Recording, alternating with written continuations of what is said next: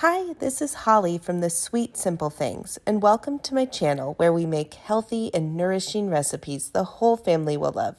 Today, we're going to make one of my son's favorite dishes, bison meatballs.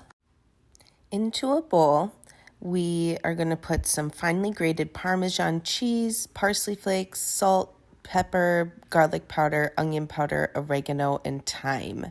These are the seasonings for the meatballs, and it's delicious. And then we're going to add 2 eggs.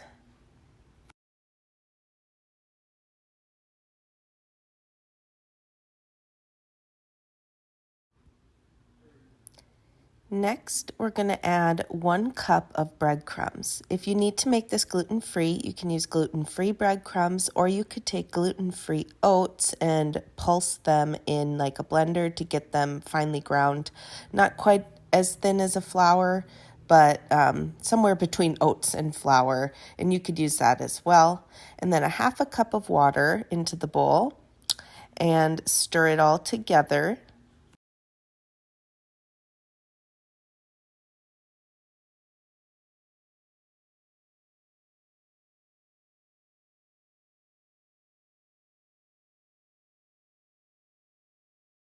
Next, we're going to add our bison meat, 1.5 pounds of ground bison to the bowl.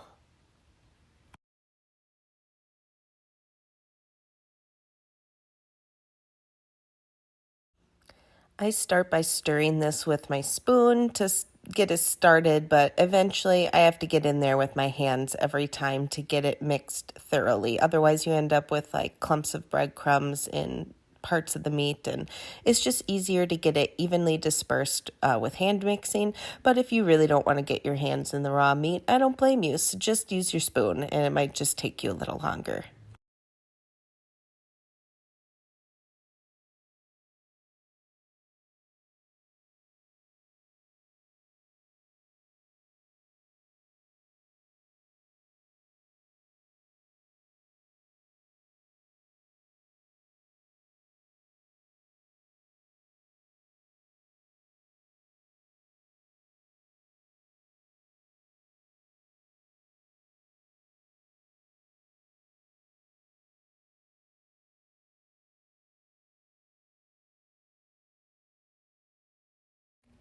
Next, you're going to kind of get your area cleaned up a little bit, and you're going to take out a large sheet pan covered with parchment paper, and we are going to make our meatballs. I'm using a cookie scoop, just a standard size. I believe it's about 2 tablespoons. And I use that to just help me keep them evenly portioned so that they cook evenly. And I just scoop them all out to begin with. Once I get all of the meat scooped, then I usually go back with my hands and do a quick roll in my hands just to make them smooth and even. You don't have to use the cookie scoop. You can just use a spoon and get it all rounded out right away. This is just the method that I like to use. It just seems more efficient to me, but you do what you need to do. Once we're all done with this, we're going to bake it at 350 degrees for 20 minutes. Now, don't go too much longer than 20 minutes because bison doesn't have a lot of fat, which means the meat isn't protected from that high heat for very long. So 20 minutes is the perfect amount of time to bake these.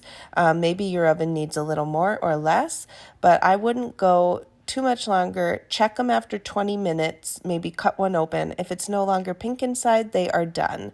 If they bake too long or too hot, so any hotter than 350, they will dry out. So those are my tips to make the most perfectly moist and tender bison meatballs. I hope this helps, and I hope your family loves them as much as ours does.